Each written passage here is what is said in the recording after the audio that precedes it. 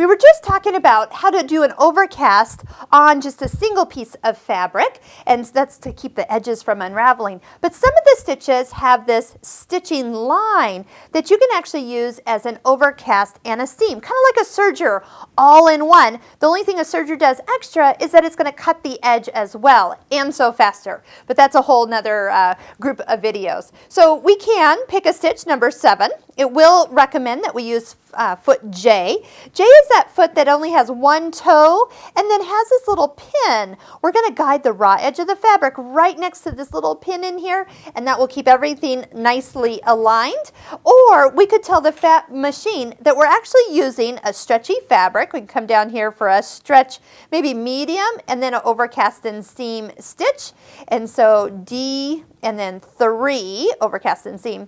Still takes me to letter J, but because it's a little stretchy, it actually opens up these stitches. See how there's a little gap? They look like little candles on my machine.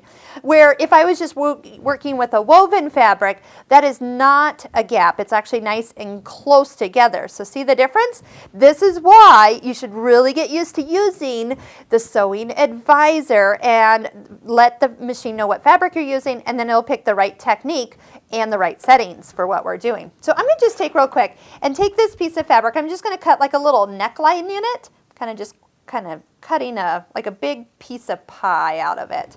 And voila. And then I'm going to take another piece. It's actually the same piece of fabric, but I'm going to fold it in half like it's a piece of ribbing. And we're going to use this stitch, this foot, and actually sew. Oh, great. And my thread's going to all match, so we'll see. You won't see it as much as I had hoped. But today, look at this. We're going to go ahead and start to stitch. We'll let it be on the settings that we need. And that also has us do one more thing. If we reduce the pressure, remember that's over here on the side of our machine. You could reduce the pressure to 2. Just don't forget to turn that back. If you forget, that can be a little less pressure on other projects there. Okay, so we're going to go ahead and just guide the raw edges. So it's stitching forward a couple times and then it's jumping out and back. So it's kind of catching the raw edges while making a seam on this fabric. Technically, ribbing is usually smaller than your opening, so it usually has to be stretched. So I'm kind of semi-stretching it as we go here. And we'll just get it enough around that we can show you. And you can see that the stitch actually takes a little time as it stitches, and then goes out and back. When that's what I was mentioning with a serger, it doesn't, it goes full speed, like if you were actually sewing on with a straight stitch on the sewing machine.